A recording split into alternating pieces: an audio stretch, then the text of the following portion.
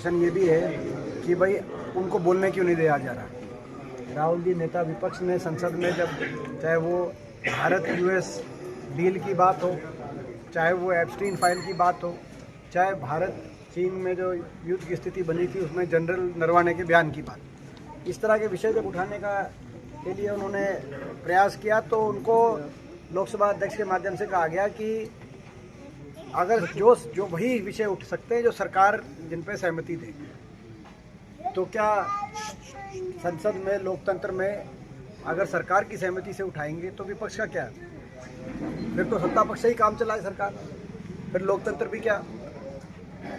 तो बड़े दुख की बात है। और उसके बाद लोकसभा अध्यक्ष ने कहा कि राष्ट्रपति के भाषण में 75 साल पहली बार प्रधानमंत्री नहीं आए बोलने, और कहा कि कांग्रेस के महिला सांसदों से घबरा के प्रधानमंत्री नहीं आए। प्रधानमंत्री को कांग्रेस की महिला सांसदों से नहीं डरे थे, वो सच से डरे थे, मगर सच जनता को पता चल गया है। वो जो सच है, जो ऐसा नहीं आज के दिन वहाँ बोले तभी पता चलता है, सच जनता तक पहुँच चुका है। और मैं समझता हूँ कि हम लड़ाई लड़ रहे हैं लोकतंत्र को बचाने के लिए, मजबूती से हम लड़ाई लड़ेंगे। और जो भारत यूएस डील के अंदर जो एक किसानों के हकों को का नुकसान करने का काम किया गया है, भारत देश के हकों को बेचने का काम किया गया है, ये स्वीकार्य नहीं है। सरकार ने जो 200 रुपये पेंशन बढ़ाई है, देखिए ये आपने देखा जब सड़कों पे हम आए, आज हमारा सोनीपत में बहुत बड़ा धरना था।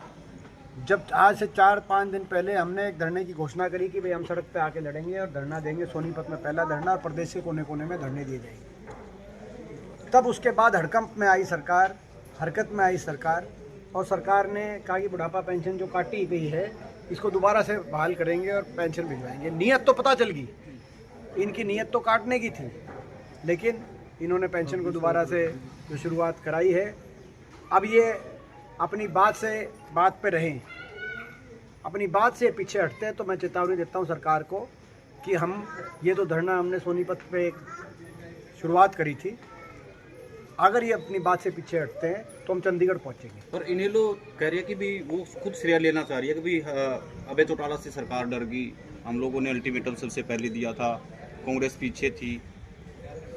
मैं समझता हूँ कि ये बड़े हास्यास्पद से बयान आते हैं इन लोगों के, तो अब इस बार में तो क्या जवाब दें?